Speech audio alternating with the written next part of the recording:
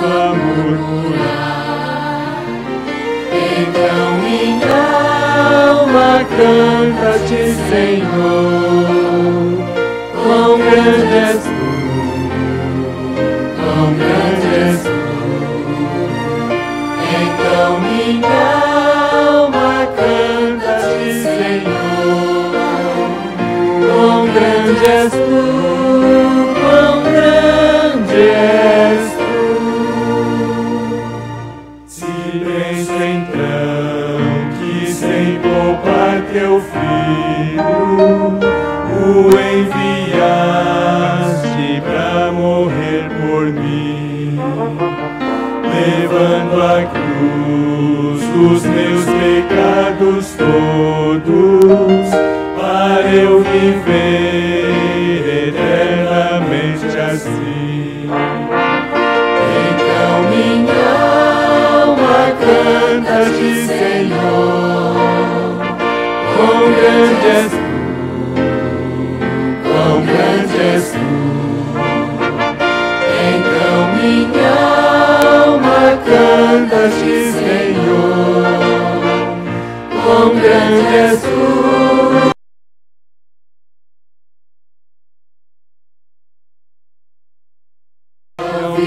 Jesus, em esplendor e glória, para levar-me ao lar dos filhos teus, prostrar-me-ei em gratidão infinita, e exclamarei: quão grande és tu, meu Deus.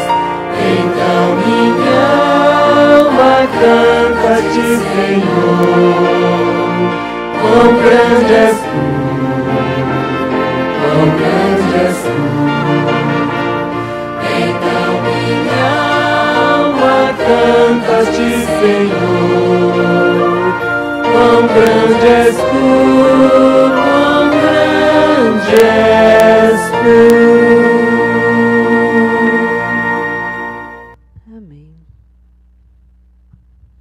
Vamos orar ao nosso Deus, vamos ajoelhar.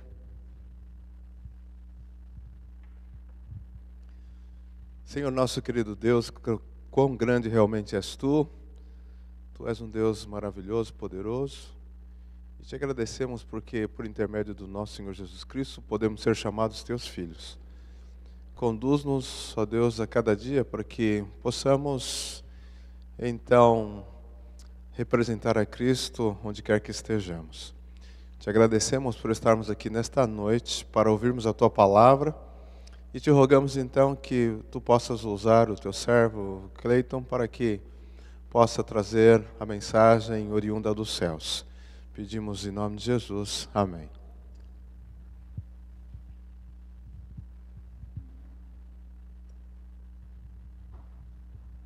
Vamos nos confraternizar ainda. Vamos cantar Em Família.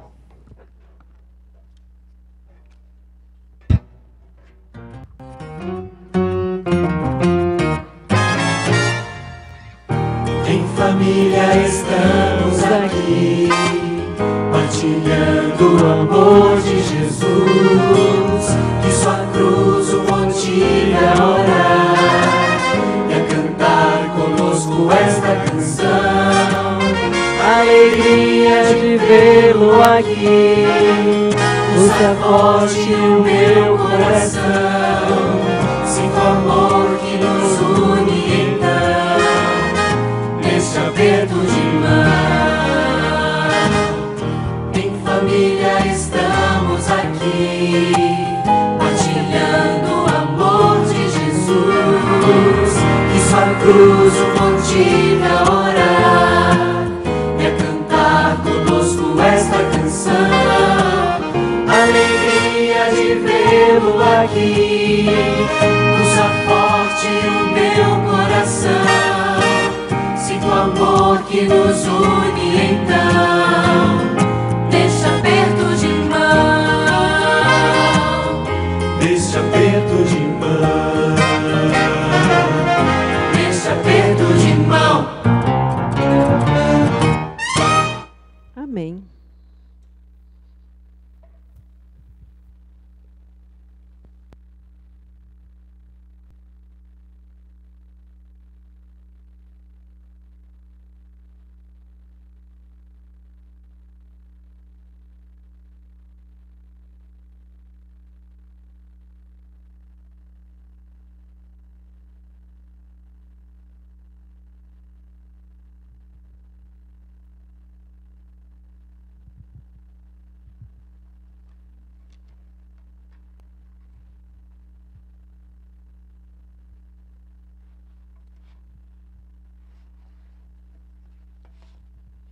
No céu não há nenhum desgosto, cansaço, tristeza, nem dor, nenhum coração quebrantado, nem no sinão de louvor.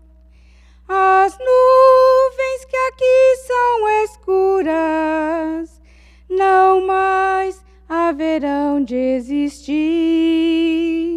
Lá tudo será alegria, sem nunca um suspiro se ouvir. Irei para aquela cidade que Deus para mim preparou. Ali todos os redimidos só cantam canções de louvor. Às vezes eu sinto saudade dessa terra gloriosa eterna. Que alegria será ver o meu Salvador na cidade de ouro e cristal,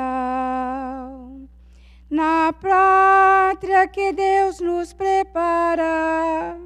De graça teremos um lar, as vestes serão sempre novas, não hão de rasgar nem manchar. Lá não haverá fome ou sede, nem quem nem esmola pedir, pois Deus com tuas vastas riquezas aos santos irá repartir. Irei para aquela cidade que Deus para mim preparou. Ali todos os redimidos só cantam canções de louvor. Às vezes eu sinto saudade dessa terra gloriosa eterna. Que alegria será ver o meu Salvador na cidade de ouro e cristal. Lá não haverá dor ou pranto, nem morte veremos jamais. Lá não mais nos separaremos, não mais ouvirão tristes ais. Os salvos serão sempre jovens, pois Cristo os transformará. E num abre e fechar de olhos, como eles mortais nos fará. Irei para aquela cidade que Deus para mim preparou. Ali todos os redimidos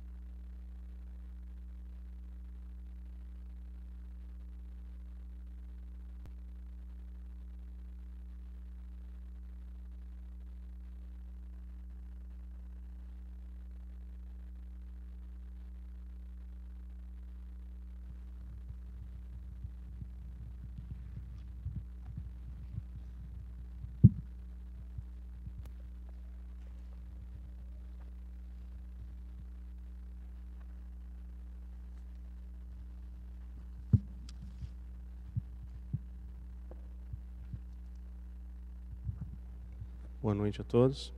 Que o Senhor nosso Deus possa nos abençoar. Vamos abrir nossas Bíblias no livro de Josué, capítulo 1. Livro de Josué, no capítulo 1.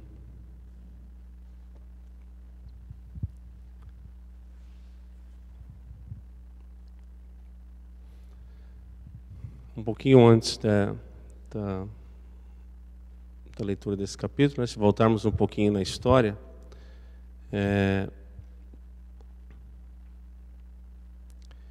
Deus havia dito para que Moisés escolhesse uma pessoa de cada tribo de Israel e que eles enviassem essas pessoas para espiarem a terra da qual Deus havia prometido aos seus filhos, né? E que eles herdariam. Então, Moisés ali escolheu aquelas pessoas, e dentre eles estavam Josué e Calebe. E quando eles voltaram com o relato, né, para Moisés, apenas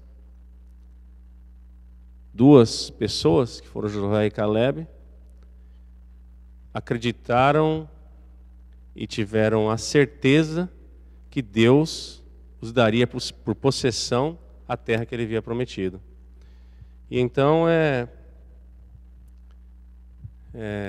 após a morte de Moisés, né, Deus chegou para Josué, e aqui no capítulo 1 nós vamos ler as palavras que Deus disse a Josué. E foi assim, né? Depois da morte de Moisés, o servo do Senhor, veio a passar que o Senhor falou a Josué, filho de Nun, o ministro de Moisés, dizendo: Moisés, meu servo, é morto. Agora levanta-te e vá e atravesse o Jordão, você e todas essas pessoas, até a terra na qual eu prometi a eles, aos filhos de Israel. Todo lugar que você colocar a sola do seu pé, eu lhe darei, assim como disse eu a Moisés. Vamos ali pular para o versículo 5, né? O 4 diz que seria em todo o deserto do Líbano até o grande rio Eufrates e o grande mar, tudo que Josué pisasse a sola do seu pé, então seria dado a ele. No versículo 5, no primeiro capítulo, diz assim: e não se terá homem algum que poderá se levantar ou ficar diante de você. Todo aquele que se opor diante de você será derrotado. Ninguém poderá vencê-lo, ninguém poderá. Assim como eu fui com o meu servo Moisés, eu serei com você. Eu não falharei com você e nem esquecerei de você. No versículo 6, então, Deus disse assim a Josué: seja forte e de boa coragem.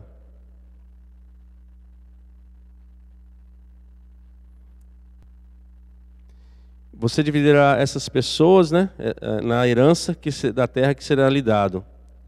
Como eu prometi, né, e jurei aos seus pais, assim será. Tão somente, versículo 7, seja forte e de muita coragem.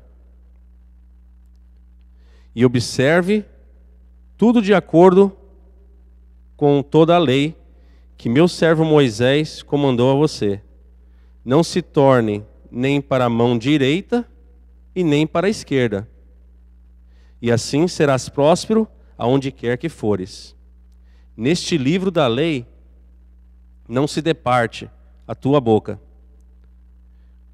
Medita-te nessa lei de dia e de noite. E observe de acordo com algumas coisas escritas ali. Então você será próspero em seu caminho e será de grande sucesso. Versículo 9 diz: não te comandei eu a ti? Seja forte e de grande coragem. Não tenha medo e nem te desanime, porque o Senhor teu Deus é contigo onde quer que você vá. Eu não sei se os irmãos notaram, se quando eu li o versículo 8, eu fiz uma troca de palavras. Alguém notou? Que foi feita uma troca de palavras ou não? Não? Versículo 8, vamos ler novamente. Neste livro da lei, não se departe a tua boca. Medite nele de dia e de noite.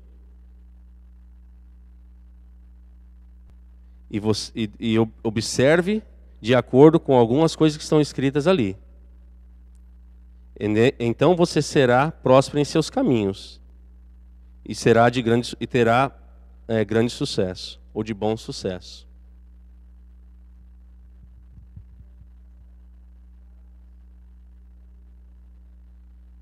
Não. Hã? Oi? Exatamente. Deus disse a Josué, de acordo com todas as coisas que estão escritas, e não algumas. Então, se você observar e seguir de acordo com todas as coisas que estão escritas, você será próspero e de grande sucesso. O Espírito de Profecia diz assim, em conjunção com o livro de Josué, diz assim: o homem que anda no caminho de Deus, o homem que anda no caminho que Deus tem marcado para ele, e tem ele como seu conselheiro, que a sabedoria é muito maior do que a humana, como Josué,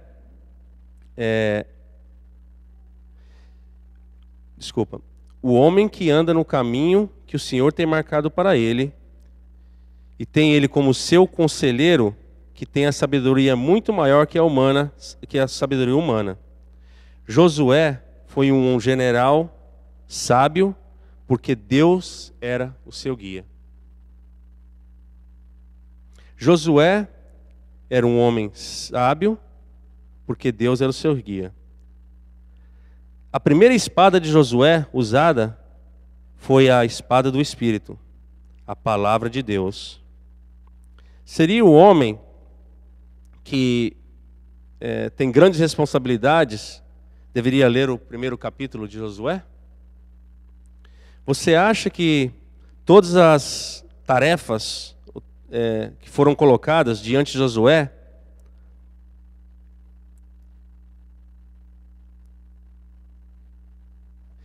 não seriam...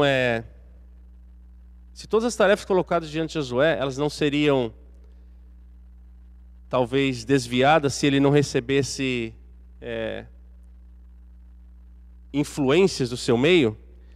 Então Deus, e por causa dessa extrema influência que Josué poderia receber, a Espírito de Profecia nos diz, que foi que Deus, na sua misericórdia, sabendo das grandes provações que Josué iria receber durante o seu comando com o povo de Israel, foi que Deus disse a ele para que ele não departasse da sua lei, que ele meditasse nela. E quando Deus diz assim para Josué, que você não apoie nem a mão direita e nem a mão esquerda, Deus sabia que no seu meio pessoas viriam. Josué era um comandante, um general, e viam pessoas no seu meio, do seu povo, que chegariam a ele com algumas sugestões. Mas Josué, você não acha que nós deveríamos fazer assim? Josué, você não acha que nós deveríamos fazer assim? Mas Josué, durante todo o tempo, ele manteve a sua mente e o seu foco na lei de Deus. Ele buscou, como disse o Espírito de Profecia, a sabedoria que é muito maior do que a sabedoria humana. Porque se ele desviasse o seu pensamento por um pouco, ou a sua direção, para conselhos que vinham de pessoas humanas, como ele, o seu sucesso e a sua grande vitória como foi, jamais aconteceria. Deus, na sua misericórdia, fez isso a Josué. E Deus, na sua misericórdia, Ele faz isso comigo e com você também. Continuando aqui no Espírito de Profecia, né, isso está em Manuscritos 66, de 1898. Diz assim que, se não fosse haver nenhuma tribulação diante de Josué, Deus jamais teria, porque nós percebemos que por 3 vezes, nesses versículos, Deus falou para ele o quê? Seja forte e corajoso. Ele não falou uma vez só para ele. Ele repetiu novamente. Seja forte e corajoso. E ele repetiu novamente. Então somente seja muito forte e muito corajoso. Não te departe da minha lei, nem por um momento. Mantenha ela viva em sua mente, em sua boca, em todo momento. E assim serás de sucesso e nenhum homem poderá prevalecer diante de ti. Então somente segue tudo aquilo que eu te digo, e eu serei contigo e jamais esquecerei de ti. Não tem maior decepção para o homem do que em suas dificuldades ele tentar encontrar melhor guia do que em Deus.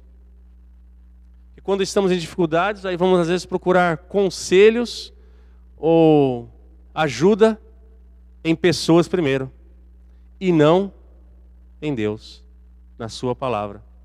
E aí é onde temos passamos por decepções, porque buscamos guias para a nossa vida, conselhos que não são daquele que conhece todas as coisas. A razão, como foi com Josué, nós já vamos entrar na outra parte do sermão, onde Deus, conhecendo todas as coisas, Ele deixou aqueles conselhos para Josué, e Ele deixou esses conselhos para mim e para você também. Para que nas grandes desafios da vida, nas circunstâncias, nós tivéssemos o guia. O que devo fazer agora? Como devo fazer isso? Que caminho devo tomar eu? O livro Desejado de Todas as Nações, na página 50, aqueles que quiserem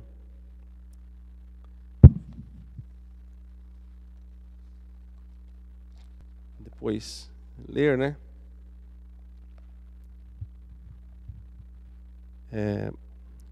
Nos diz assim, é dessa versão resumida, né? Não é o livro Espírito de Profecia, mas ele está no capítulo que diz a visita pascual. Página 50, nos diz assim, né? Quando nós observamos em coisas mundanas de maneira que não temos um pensamento para aquele em que se concentra a nossa esperança de vida eterna, separamos de Jesus e dos anjos celestiais. Esses santos seres não podem permanecer onde a presença do Salvador não é desejada. A sua ausência não é sentida. Eis porque tantas vezes se faz sentir o desânimo entre os professos seguidores de Cristo. Muitos assistem a cultos e são refrigerados e confortados pela palavra de Deus, mas devido à negligência da meditação, vigilância e orações, perdem a bênção, sentindo-se mais vazios do que antes de que a receberam. Sentem frequentemente que Deus os tem tratado duramente. Não veem que a falta está com eles mesmos. Separando-se de Jesus, afugentaram a luz da esperança. Ainda na página agora 60, do mesmo livro Desejado de Todas as Nações, nos diz assim: o mundo está entregue à condescendência com as próprias inclinações. Está cheio de erros e fábulas. Multiplicam-se os ardis de Satanás para a destruição. Tantos quantos querem aperfeiçoar a santidade no temor de Deus, têm que aprender as lições da temperança e do domínio próprio. Os apetites e paixões devem ser mantidos em sujeição às mais elevadas faculdades do espírito. Esta autodisciplina é essencial àquela resistência mental e visão espiritual que nos habilitaram para compreender e praticar as sagradas verdades da palavra de Deus. É por esta razão que a temperança tem seu lugar na obra de preparação para a segunda vinda de Cristo. E aí, às vezes, nos negligenciamos, né, em algumas coisas e não colocamos em prática, como Deus havia dito a Josué, todas as coisas que estão escritas. Não somente algumas, não somente aquelas que me favorecem, ou aquelas em que eu me sinto bem, ou aquelas em que, isso aqui está, Deus está falando aqui para mim, ó, isso é bom demais. Eu amo meu Deus e eu louvo meu Deus porque o que eu tinha certeza que era, está aqui, está dizendo que está aqui. Mas quando Deus diz, mas isso também, e isso também, mas aí não é bem assim, né? E se não fosse assim, Ele não teria deixado escrito para nós. E porque eu contesto e vivo contestando sobre a sabedoria, como foi a mensagem que nossa irmã disse para Josué, a sabedoria divina. Aquele que criou a mim e a você, que conhecia todas as coisas, o presente e o futuro, de milhares de anos, para toda a eternidade, deixou um conselho para mim e para você. Mas eu continuo resistindo. E aí é onde, como acontece diferente na minha vida do que aconteceu com a Josué. Porque quando eu não sigo a lei por completo, somente se eu seguir ela por completo, haverá o quê? Sucesso, e eu serei próspero. E Deus não está falando da prosperidade financeira. Será próspero em tudo aquilo que você fizer. Tudo aquilo que você botar a mão é abençoado. E desta maneira, a sua vida se torna o quê? Testemunho para as pessoas que estão em seu meio. E foi assim com José, foi assim com Daniel. Quando Daniel chegou ao eunuco para conversar com ele, no ele falar, na forma como ele se comportava, o eunuco falou, não, tem que ter verdade nesse homem. A minha cabeça, o meu pescoço está em jogo, mas eu vou fazer o que você está falando para mim. E Deus não desonrou nem a Daniel e nem ao eunuco. Em 10 dias, Daniel e seus amigos se mostraram o quê? 10 vezes mais fortes, inteligentes em sabedoria que foi vinda de Deus, diante de todos os outros. Iria o rei agora falar, não, mas então destrói esses? Nunca. Porque nós percebemos em toda a história onde os filhos de Deus foram tragos para...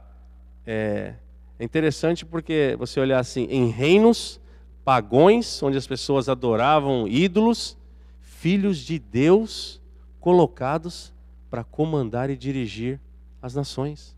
Daniel, José.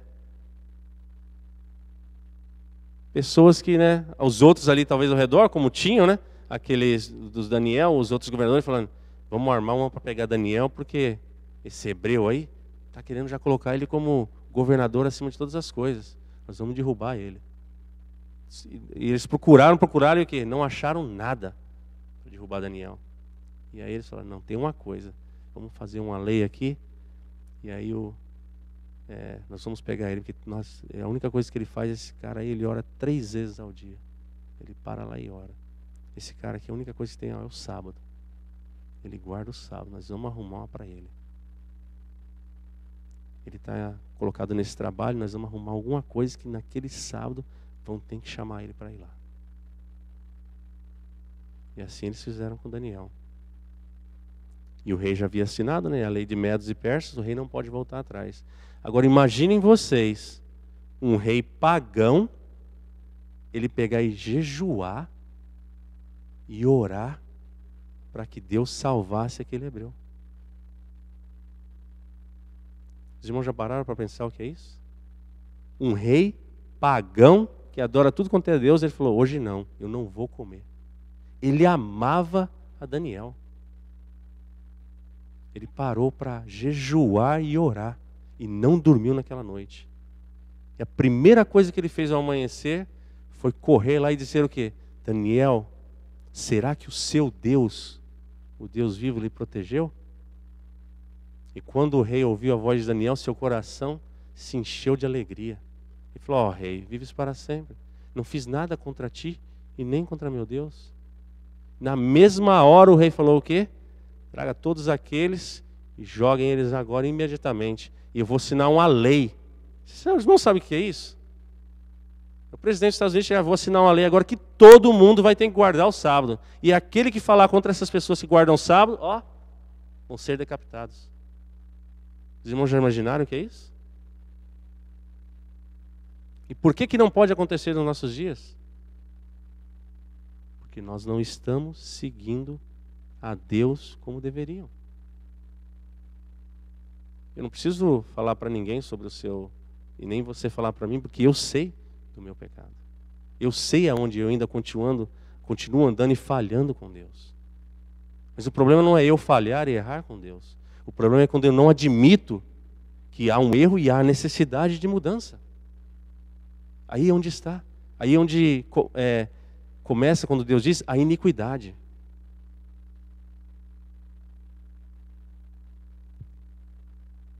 No mesmo livro ainda, na página 62, nos diz assim, esse texto, porque às vezes nós temos o medo de falar com as pessoas sobre as coisas. Ah, você não pode falar sobre isso ainda não, porque isso vai causar um pouco de medo. A Bíblia é relatos o tempo todo de Jesus falando a verdade às pessoas. Porque as pessoas têm a necessidade de ouvir a verdade. Se elas não escutarem a verdade, o Espírito Santo não pode impressionar a pessoa para que haja mudança. Porque somente quando ela ouve a verdade, ela pode meditar e refletir sobre o erro que ela se encontra. Porque quando eu não falo, quando eu temo de falar, então ela acha, mas então eu estou bem. Eu estou sob a graça e a misericórdia de Deus, está tudo bem. Olha o que o Espírito de Profecia, nossa irmã, diz. Deus não manda mensageiros para lisonjear o pecado. Não transmite mensagem de paz para embalar os não santificados numa segurança fatal. Depõe pesados fardos sobre a consciência do malfeitor e penetra o coração com as setas da convicção. Os anjos ministradores apresentam-lhes os terríveis juízos de Deus para aprofundar o sentimento da necessidade de instigar ao brado: que devo fazer para me salvar?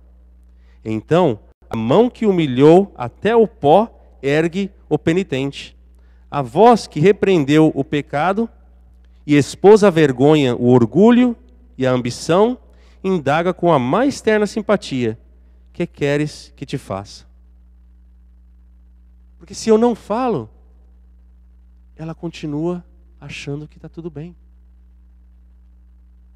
Como você vai saber, se eu não disser a você, se o médico disser para você, você tem que fazer isso, isso, isso, como irá você? Você vai à busca do médico, por quê?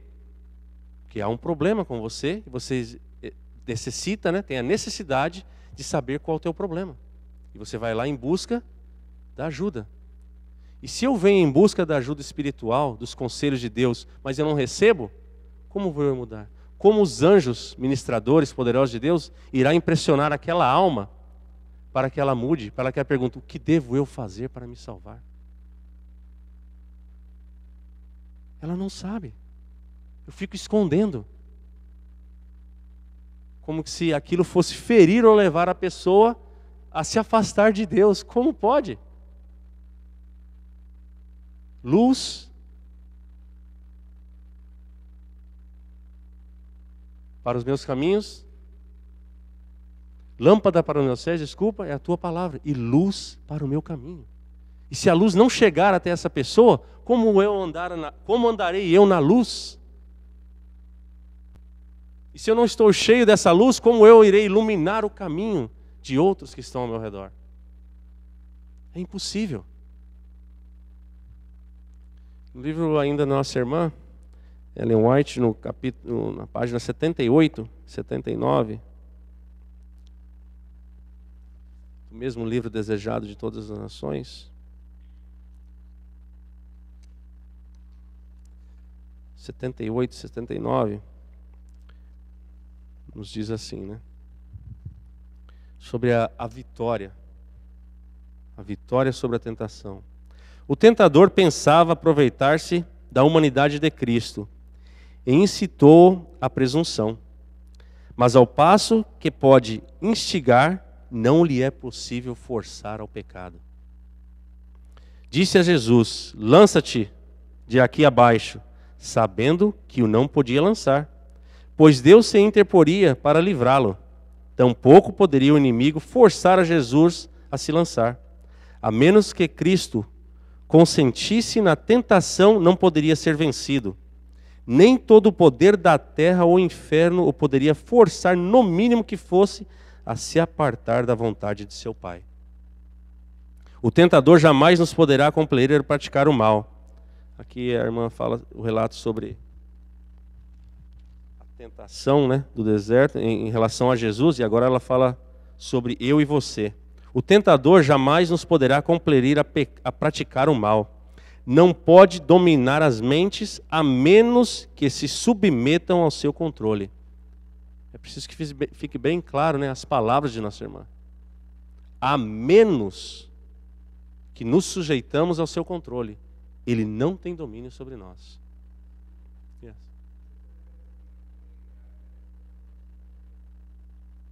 O tentador jamais nos poderá compelir a praticar o mal. Não pode dominar as mentes a menos que se submetam ao seu controle. A vontade tem que se consentir, a fé largar sua segurança em Cristo, antes que Satanás possa exercer domínio sobre nós. Mas todo desejo pecaminoso que nutrimos lhes proporciona um palmo de terreno. Todo ponto em que deixamos de satisfazer a norma divina é uma porta aberta pela qual pode entrar para nos tentar destruir. E todo fracasso ou derrota de nossa parte dá-lhe ocasião de acusar a Cristo. Então todo o espaço que deixamos aberto dá a ele um palmo. No outro dia, mais um palmo. No outro dia, mais um palmo.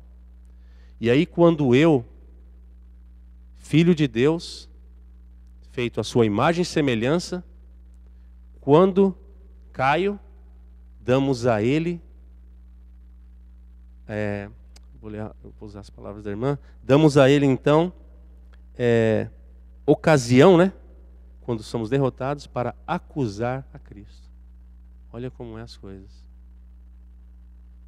Eu abro espaço, não seguindo a vontade de Deus, e aí ele vai entrando aos poucos, e quando ele me derruba, ele vai. Está vendo aí? Cristo, Filho de Deus, olha aí o que você fez. Olha a situação que se encontra o seu filho.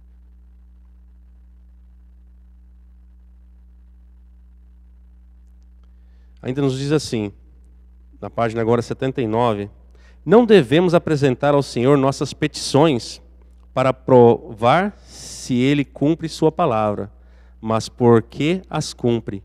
Não para provar que Ele nos ama, mas porque nos ama. Sem fé é impossível agradar-lhe, porque é necessário que aquele que se aproxima de Deus creia que Ele existe e que é galardoador dos que o buscam. Então, quando trazemos petições a Deus, nós devemos trazer a petição a Deus não porque queremos provar, vamos ver se Deus vai me abençoar. A minha fé é insuficiente. Eu já a trago sabendo que Deus irá me abençoar. E por que eu tenho a certeza que Deus vai me abençoar naquilo que eu estou pedindo? Pedro nos fala sobre isso. Sabe por que eu tenho a certeza que Deus vai me abençoar no que Ele está pedindo? No que eu estou pedindo? A Bíblia diz assim que tudo aquilo que pedir em meu nome, recebereis. Mas aí é onde entra o texto fora do contexto. Porque se você ler depois em Pedro ou Tiago, me desculpem, os irmãos estão aqui, eu passo o texto. Diz assim, tudo aquilo que eu pedi em meu nome, que é da vontade de Deus. Porque o que é que eu vou pedir que é da vontade de Deus que Ele não vai já me conceder? Mas eu peço aquilo que eu quero e não o que é da vontade de Deus. Porque quando é da vontade de Deus, quem é de você que chegar para Deus, Senhor, me mostra uma pessoa hoje que eu quero falar do seu amor. Eu tenho certeza que Deus vai colocar essa pessoa diante de você. Porque Deus quer salvar a todos. Essa é uma vontade de Deus. E como não responderia Deus ao meu pedido? Mas quando eu coloco os pedidos que são da minha vontade, do meu desejo, e aí não respondido, eu falo, estou orando, e Deus parece que não me responde. Claro que Ele não responde. Porque o que você está pedindo não é da vontade do seu Pai. Então você nunca vai receber a resposta. Você acha que Deus daria a mim e a você algo que não seria de bom para o meu crescimento, para a minha salvação, irmãos? Eu não estou lhe dizendo isso porque eu sou perfeito, mas eu já estou começando a entender como Deus quer as coisas. E é muito simples. O amor de Deus é imensurável. E se eu perguntasse para você assim, quantos aqui entendem o sacrifício de Jesus? Fazer uma pergunta para nós todos, para vocês e para mim. Quantos de nós entendemos o sacrifício de Jesus na cruz, o seu amor? E você respondesse assim, né? Ou diria assim, aqueles que têm filhos aqui, daria você o seu filho para morrer por alguém que você não conhece? Alguém que cometeu um crime bárbaro que está na pena de morte, e aí dissesse assim, ó, o único meio de livrar é alguém aqui que tem uma criança, né, um filho, que não, diríamos assim, não cometeu pecado, que a criança tem a sua idade, né, ela é considerada ainda como pura. Se você entregar o seu filho para morrer, esse criminoso aqui está livre. Quantos de nós entregaríamos os nossos filhos para morrer por aquela pessoa? Mas Deus, no seu imenso amor, entregou seu filho. E se eu fazer a pergunta novamente, quantos nós entendemos? Aí eu faria outra pergunta. E por que eu e você continuamos pecando? Se eu digo que eu compreendi esse imenso amor, eu ainda não compreendi esse imenso amor. Que o dia que eu compreender esse imenso amor e eu estiver com ele o tempo todo em minha mente e meu coração, jamais pecarei contra ti. Como o salmista disse, Davi, né? Qual verso que Davi disse para Deus? Guardo a tua palavra no meu coração para não pecar contra ti. Quando José foi tentado, o que ele disse? Faria eu tremenda coisa contra o meu Senhor e ao meu Deus? Jamais. Quando os três filhos de Deus estavam diante da fogueira, saiba tu, ó reis. Eles já diziam para o rei que você já nos conhece, rei. Você sabe quem somos nós. Faça o que você quiser, mas você sabe que nós não vamos nos prostrar.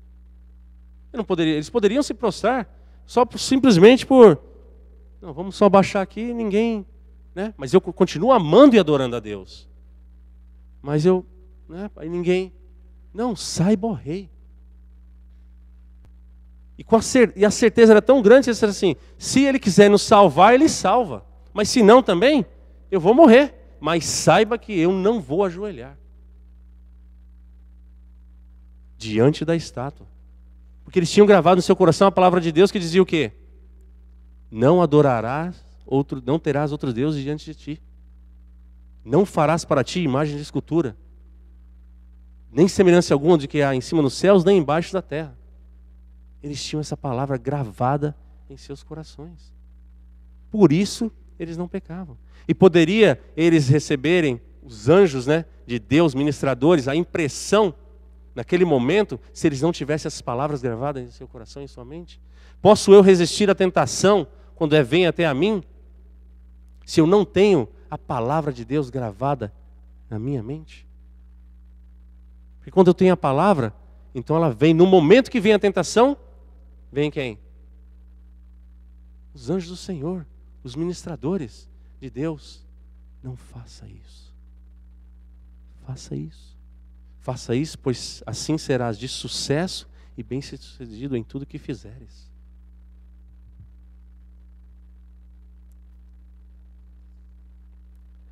A fé reclama as promessas de Deus e produz frutos de obediência. A presunção também reclama as promessas, mas serve-se delas como fez Satanás, para desculpar a transgressão. A fé teria levado os nossos primeiros pais a confiar no amor de Deus e obedecer-lhe aos mandamentos. A presunção os levou a transgredir-lhe a lei, crendo que seu grande amor o salvaria da consequência de seu pecado. Não é ter fé pretender o favor do céu, sem cumprir as condições sob as quais é concedida a misericórdia. A fé genuína baseia-se nas promessas e providências das Escrituras. Vou repetir um trecho aqui. A presunção os levou a transgredir a lei, crendo que seu grande amor os salvaria da consequência do pecado. Não cremos nós, né, que o grande amor de Deus vai nos salvar da consequência do pecado? Não. Esse sentimento existia dentro do coração de Adão e Eva. Deus é um Deus de grande amor. E quando Ele vir, tenho certeza que Ele vai nos livrar da consequência do pecado. Esse era o sentimento que Adão e Eva tinham no seu coração depois do pecado. Eles achavam que Deus os ia abraçar, né? E falar, não, eu entendi, meu filho. Foi Lúcifer foi o culpado de todas as coisas. Ele tentou a vocês. Eu nunca conversei com vocês. Eu nunca falei para vocês de nada. Vocês não sabiam de nada.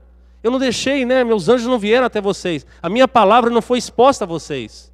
Eu não deixei o espírito de profecia para vocês. Eu não deixei a Bíblia para vocês. Vocês não sabiam de nada.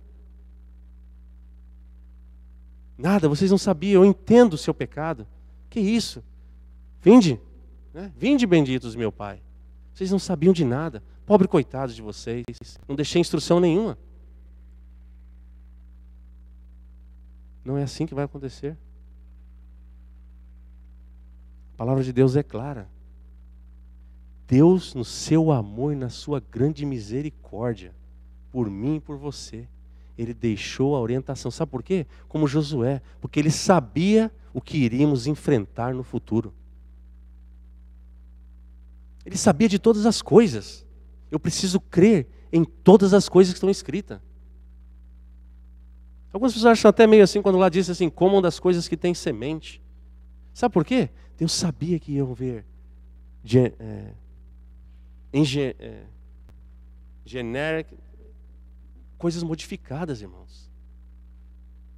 Você acha que nos produtos aí fora eles colocam esses, quando tem? Coloca-se quando não tem, né? No GMO. Mas você acha que eles colocam lá, tem GMO, explica para você o que é aquilo?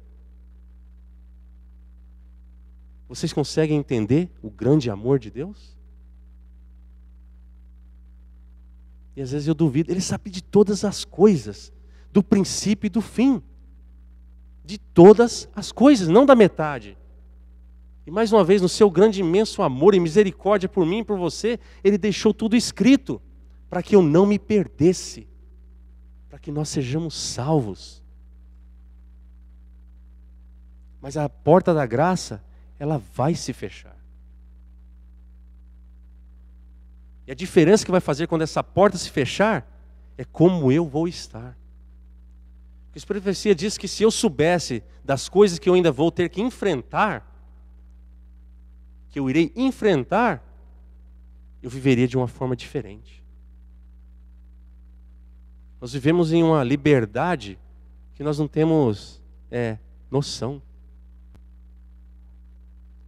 As coisas que o Espírito de Profecia diz que as coisas que Daniel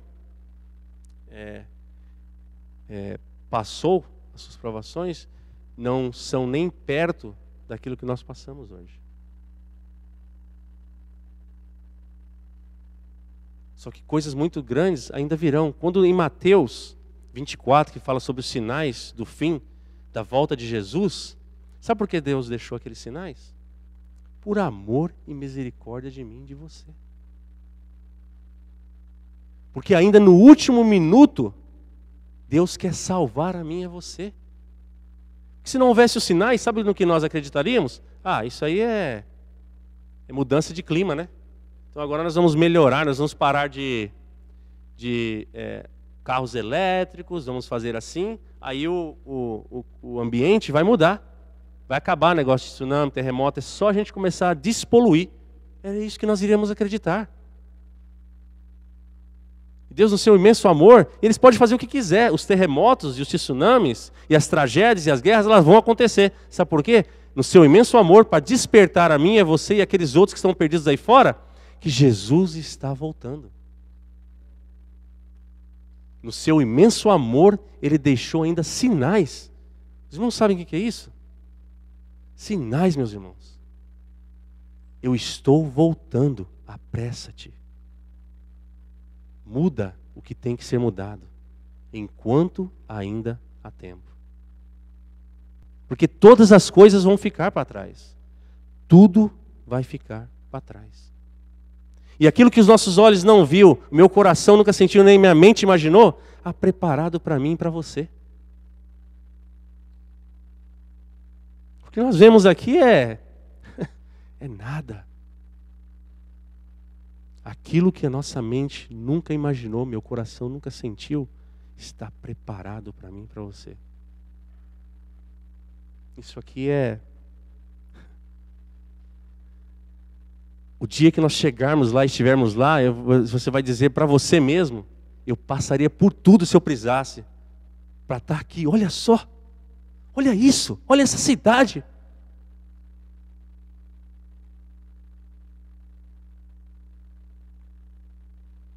Não vai haver mais pecado.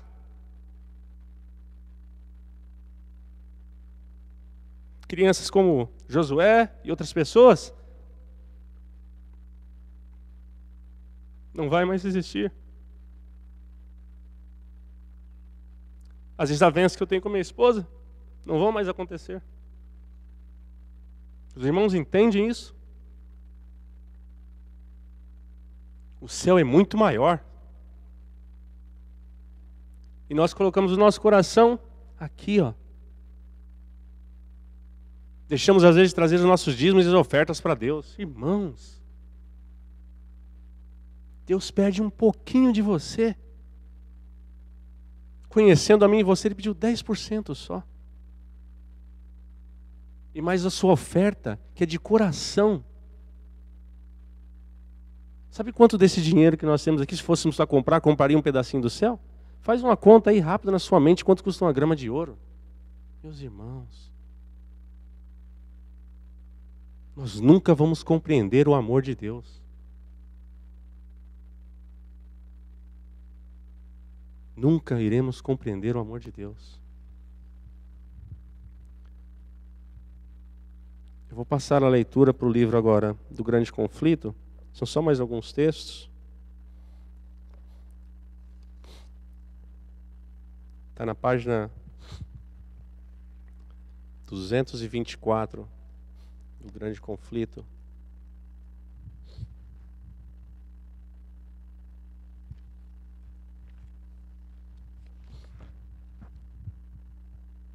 Nos diz assim, né? A conformidade, já havia lido um pouco sobre isso no Desejados das Nações, diz assim, a conformidade aos costumes mundanos converte a igreja ao mundo.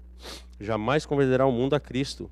A familiaridade com o pecado o fará parecer menos repulsivo. Quando no caminho do dever somos levados à prova, podemos estar certos de que Deus nos protegerá. Mas se nos colocamos sob tentação, mais cedo ou mais tarde cairemos. Cristo dará forças a todos os que a busquem. Sem o consentimento próprio, ninguém poderá ser vencido por Satanás. O tentador não tem poder para governar a vontade ou forçar a pessoa a pecar. Pode causar angústia, mas não contaminação. O fato de Cristo ter vencido deve incutir em seus seguidores a coragem para combater na peleja contra os pecados de Satanás. Agora na página 227, nos diz assim, né?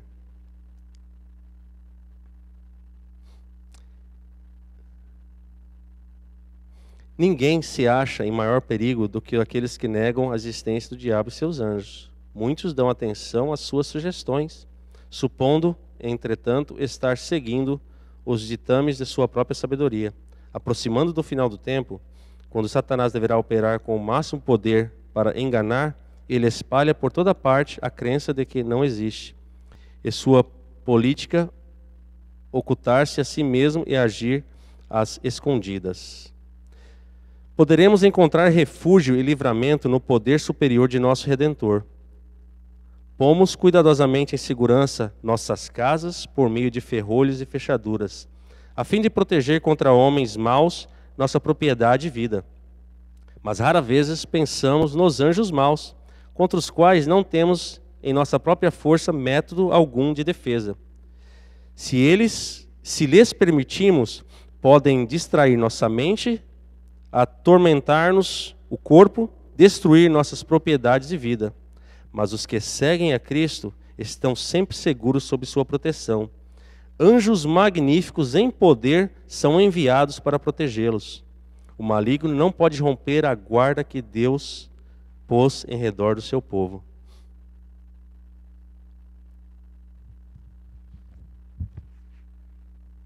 Então, quando temos o pensamento assim, né? Satanás está trabalhando, Lúcifer está fazendo isso, ele está destruindo a minha vida. Diz ali, aqueles que se colocam sobre a guarda do Senhor, acreditam em Jesus, que Ele não tem como romper. Nós às vezes focamos muito no que Lúcifer está fazendo e esquecemos. Se nós lemos, olha só, se você tem dúvida sobre o seu Deus, de quem é seu Deus, abra sua Bíblia lá em Salmos, no livro de Salmos, e quando você estiver de manhã andando por aí, ou agora à noite você sair lá fora, Salmos 19, abra sua Bíblia em Salmos 19.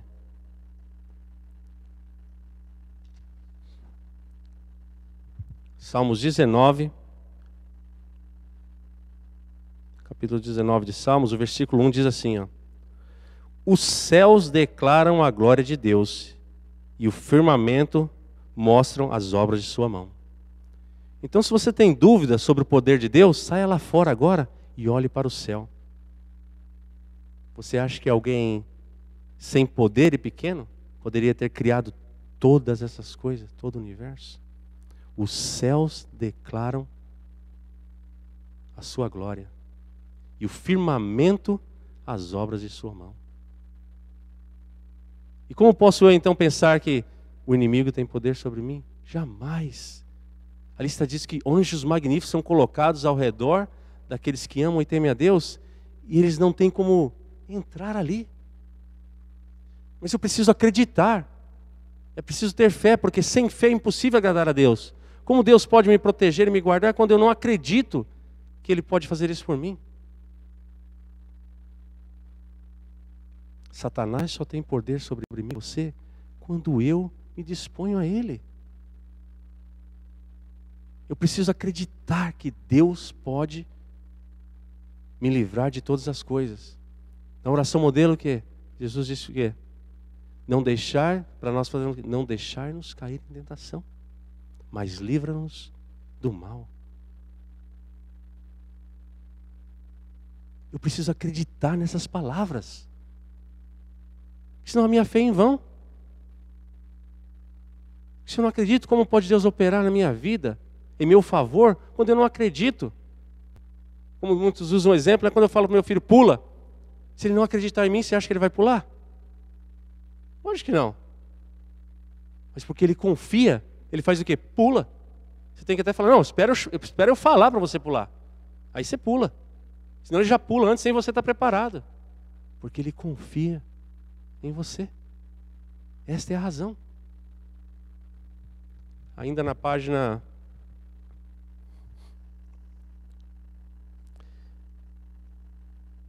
232, nos diz assim, né? Deus jamais removerá toda desculpa para a descrença. Todos os que buscam ganchos em que pendurar suas dúvidas, encontrá-los-ão. E os que se recusam a obedecer até que toda objeção tenha sido removida, jamais virão à luz. O coração não renovado encontra-se em inimizade com Deus. Mas a fé é inspirada pelo Espírito Santo e florescerá à medida que for acalentada. Ninguém poderá se tornar forte na fé sem esforço decidido. Se os homens se permitirem contestar, verão que as suas dúvidas se tornaram constantemente mais acentuadas. Impossível lhe é, porém, reter sob seu poder uma pessoa que sinceramente deseja conhecer a verdade, custe o que custar. Cristo é a verdade, a luz, ilumina todo homem. Se alguém quiser fazer a vontade dele, conhecerá a respeito da doutrina. O Senhor permite que seu povo seja submetido à atroz prova da tentação, não porque ele tenha prazer em sua angústia, mas porque tal operação é indispensável à sua vitória final. Ele não poderia, de maneira coerente com sua própria glória, escudá-los da tentação, pois o objetivo da prova é prepará-los para resistirem às seduções do mal. Nem homens ímpios, nem demônios podem excluir a presença de Deus de seu povo, se este confessar e abandonar seus pecados e reclamar suas promessas.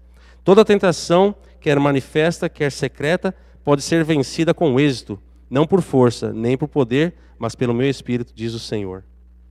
Ninguém se encontra livre de perigo por um dia ou uma hora, sem oração. Devemos rogar ao Senhor por sabedoria para compreender sua palavra. Satanás é hábil em citar as Escrituras, dando sua própria interpretação às passagens pelas quais espera fazer-nos tropeçar. Devemos estudar com humildade de coração, ao mesmo tempo em que nos devemos guardar constantemente contra os ardis de Satanás. Cumpre-nos orar continuamente. Não nos deixai cair em tentação. E quando vem a tentação, foi permitido por quem? Por Deus, porque aquilo que em mim ainda há de ser mudado, somente com aquela tentação eu vou poder melhorar. E aí eu vou entender. Quando o meu coração e minha mente está para Deus, quando vem, assim que eu passo por ela, eu entendo, compreendo, porque eu tinha essa deficiência. E você o quê? Você se ajoelha e agradece, Senhor, obrigado. Em tudo, dai graças. Como eu disse, o propósito de Deus é para salvação e não para perdição. Se eu colocar e compreender essas palavras, eu vou entender que tudo que eu passo foi para minha salvação. Que jamais faria diferente eu, se tivesse o conhecimento e o entendimento de Deus, faria diferente de tudo que Deus fez para mim. Só que mais quanto tempo preciso eu? Eu já tenho 40 anos. Muitas coisas me foram ocultas na minha infância, não me alcançaram, mas hoje chegou até a mim. E aí, devo eu continuar? Eu desde assim aprendi isso desde pequeno. Me falaram assim, né? Desde pequeno. Então eu continuo fazendo, porque eu aprendi assim. É isso que eu vi pessoas fazendo, os ministros e evangelistas. Eles fizeram e disseram que é ok. Eles fazem assim, deve ser ok. O espírito de profecia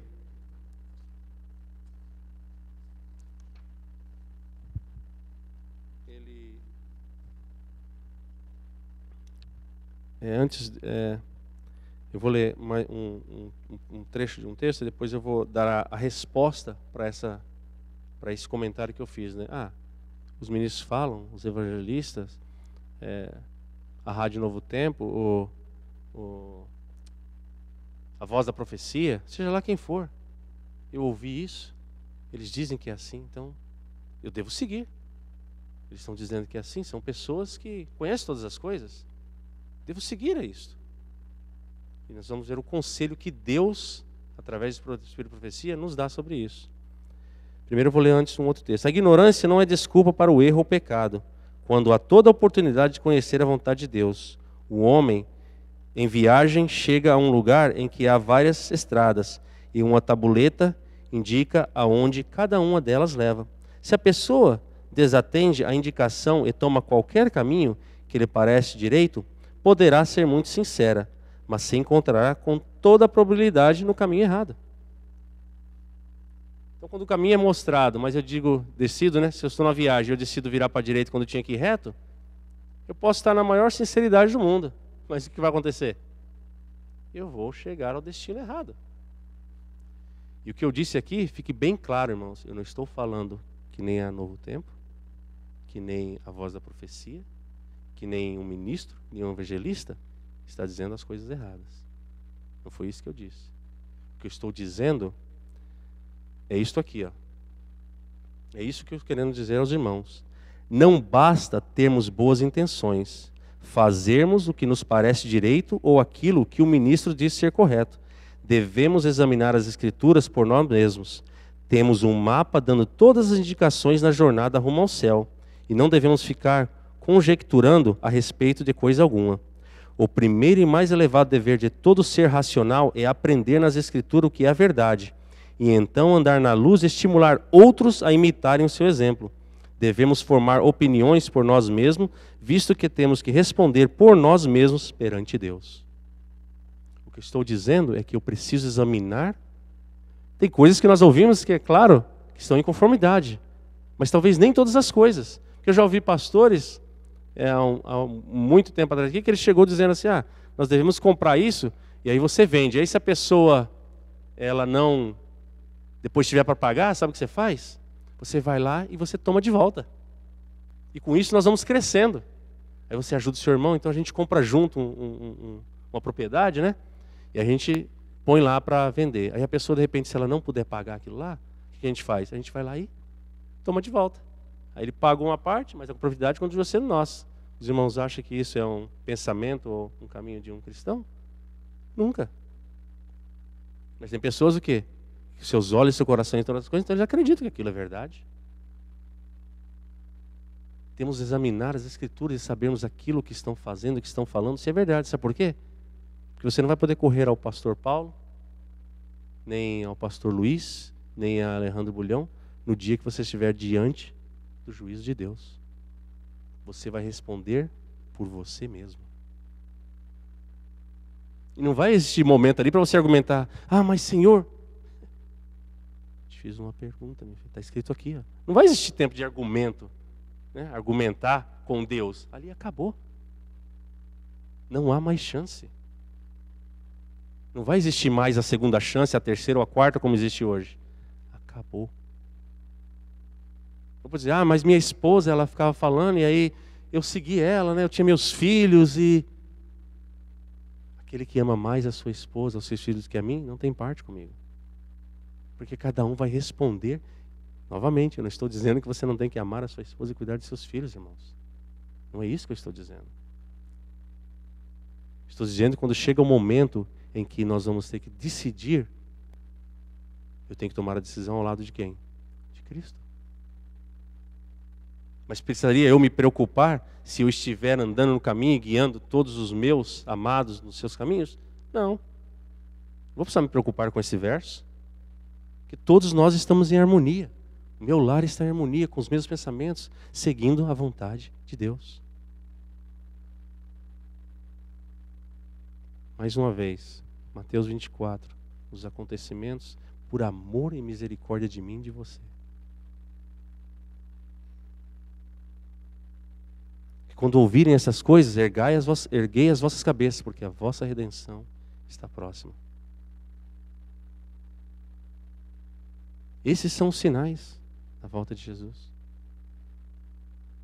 Às vezes estamos esperando por muitas coisas, porque se assim não fosse, Deus não teria falado, se possível, enganaria os eleitos de Deus. Os irmãos sabem o que é isso?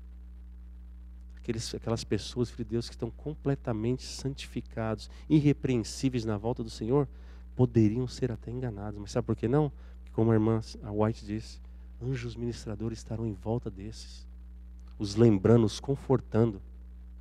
E quando você se sentir só, com a pressão inteira do mundo sobre você, você vai lembrar das palavras. Quais palavras? Aquelas que você guardou no seu coração. E quando você não tiver, e você ficar, eu não lembro, onde eu vou achar conforto? Não existe nada na minha mente e meu coração, eu não estudei. Como vou eu me lembrar agora? Como os anjos vão me lembrar daquelas palavras que me terão força e ânimo?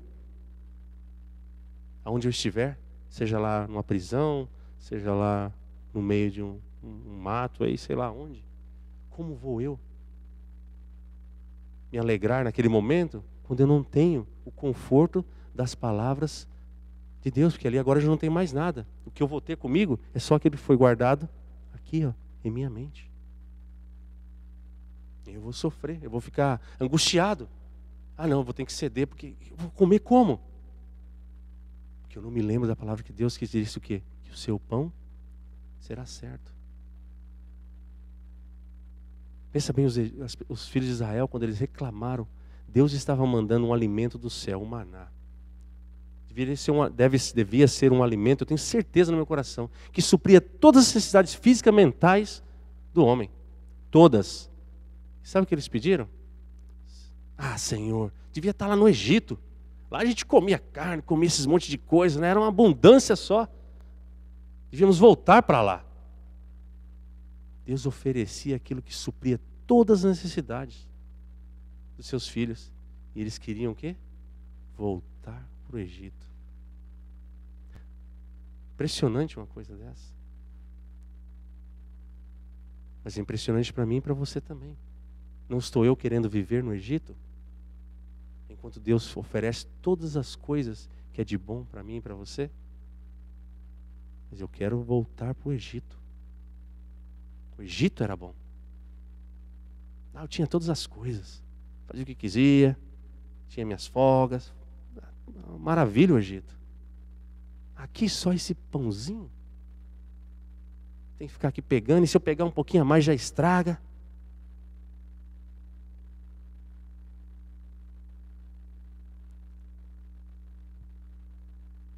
Tornem os seus olhos para Jesus. Confia no seu Salvador. A Priscila vai cantar. Eu vou participar com ela. Tornem os seus olhos ao Mestre.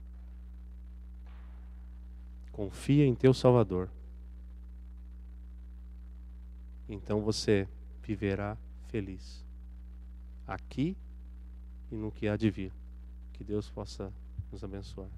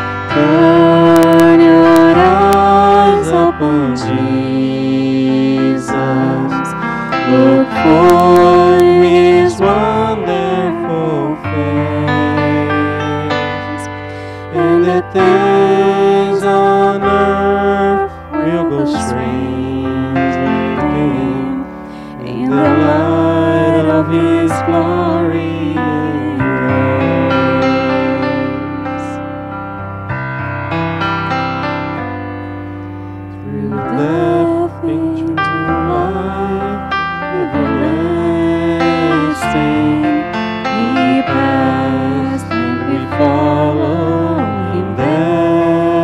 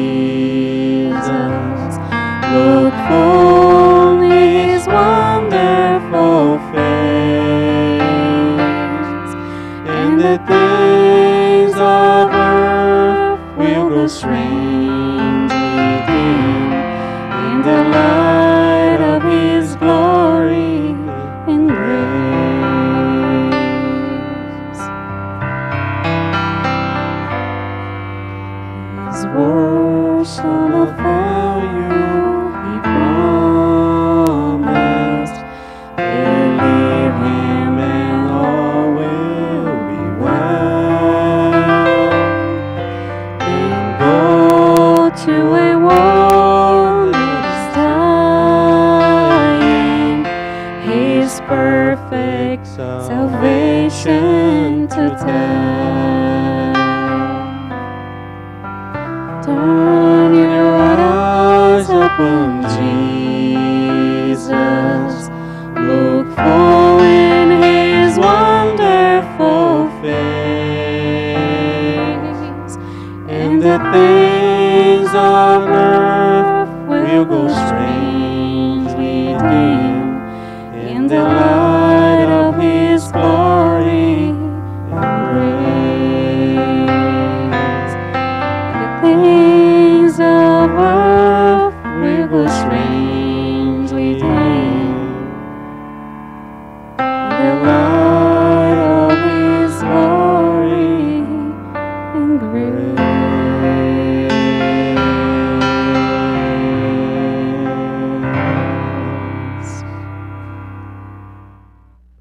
Vamos ficar de pé para orarmos.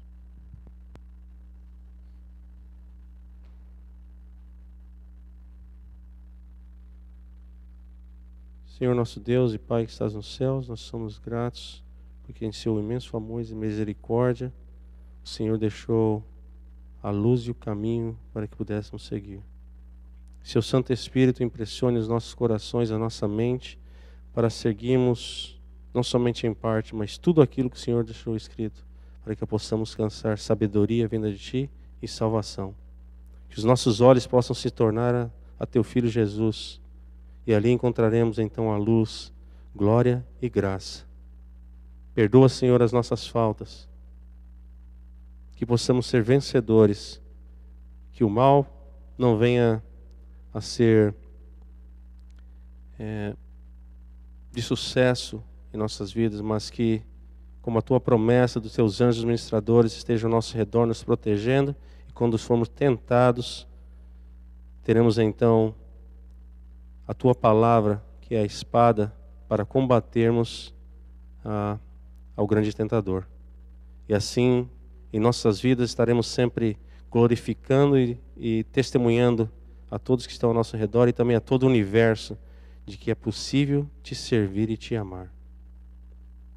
Guarda-nos para o Teu reino com o perdão de nossos pecados.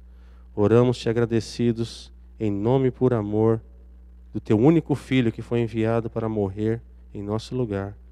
Amém, Senhor.